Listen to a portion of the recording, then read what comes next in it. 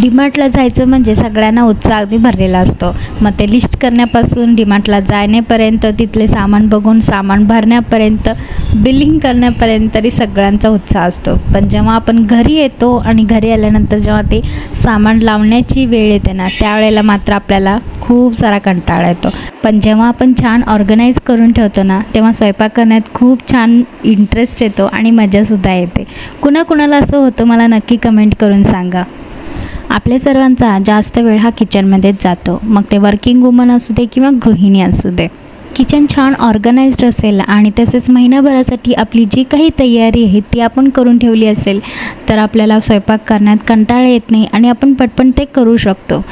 तर जेव्हा आपण किराणा आणतो डीमार्टमधून त्यावेळेला जर आपण महिनाभराची जी काही तयारी आहे ती, जसं की रवा भाजून ठेवणे, शेंगा पावडर करून, असे खूप काही आहेत, ते जर आपण करून ठेवलं तर आपल्याला स्वयंपाक करताना खूप इझी होतं.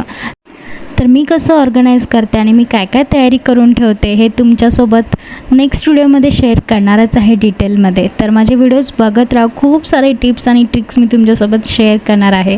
तर इथे मी तुम्हाला थोडक्यात दाखवलेलं आहे. मी जे जे आणलेलं आहे डीमार्टमधून ते सर्व काही फील करून ठेवलेलं आहे.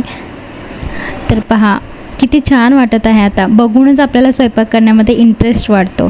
तर डाळी वगैरे स्टोअर करताना आणि आपण जे सामान भरतो त्यावेळेला काय काही टिप्स आहेत ते सुद्धा मी तुमच्यासोबत नेक्स्ट व्हिडिओमध्ये शेअर करणार आहे. तर इथे मी ऑलमोस्ट सर्व काही फील करून ठेवलेलं आहे. तसेच किचनमध्ये कुठल्या कुठल्या प्रकारचे ऑर्गनाईज तुम्ही ठेवावे जेणेकरून तुम्हाला जास्त हेल्प होईल हे सुद्धा मी तुमच्यासोबत शेअर करण्याचा प्रयत्न करेन. जे काही सामान आहे ते मी सर्व ऑलमोस्ट अरेंज करून घेतलेलं आहे आणि संध्याकाळी आम्ही गेलो एक्झिबिशनला. तर घराजवळच एक एक्झिबिशन लागलेलं, तर तिथं खेळण्यासाठी लहान मुलांसाठी वेगवेगळी म्हणजे ट्रेन असू दे, याप्रमाणे बोटिंग असू दे, हे सर्व आलेलं. आणि तसं तिथं सिरॅमिकचे बाउल्स खूप छान असे होते. पण ह्याची ॲक्च्युली प्राईस मेशोमध्ये जे मिळते ऑनलाईन त्याच्यापेक्षा खूप 2 पट जास्त होती, त्यामुळे मी घेतलेले नाही आहेत. पण मेशो आणि हे क्वालिटी थोडी सेमच होती, त्यामुळं मला असं वाटतं की तुम्ही ऑनलाईनच परचेस करावा. तर मी तिथून काय काय आणलेलं आहे ते तुमच्यासोबत शेअर करते.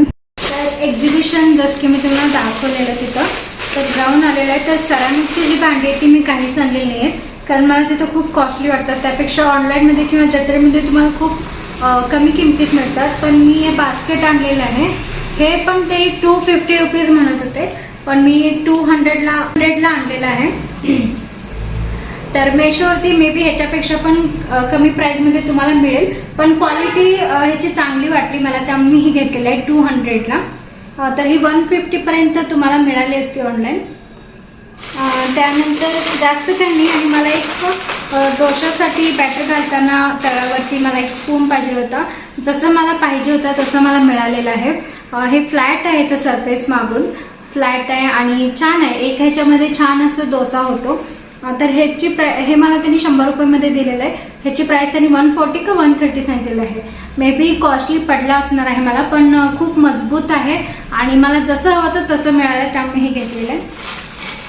नेक्स्ट नॉर्मल जे क्लिप्स आहे ते मला तुटलेले 2-3 क्लिप्स मी घेतलेले आहे. तर आणि अजून एक फंक्शनसाठी काहीतरी हे छान वाटतं याप्रमाणे. मला हे याप्रमाणे एक पाहिजे होता खूप दिवसापासून, याप्रमाणे मला घ्यायचं होतं एक. त्यानंतर हे 3 क्लिप्स घेतलेले आहेत. तर 40 रुपीजचा मे बी हे क्लिप आहे, 40 रुपीजचं आहे. हे छान आहे. आणि बाकीचे जे आहेत हे 50 रुपीजला आहे, हे आणि हे. तर बस एवढं घेऊन आलेलो आहोत. तर आज बनवलेला आहे पास्ता. भूक जास्त नव्हती आणि आनंद पण बाहेर गेलते, त्यामुळे मी आणि अनिशाच होतो आणि अनिशाला पास्ता पाहिजे होता. तर पास्ता बनवलेला आहे आणि आम्ही आता TV बघत एन्जॉय करत आहोत.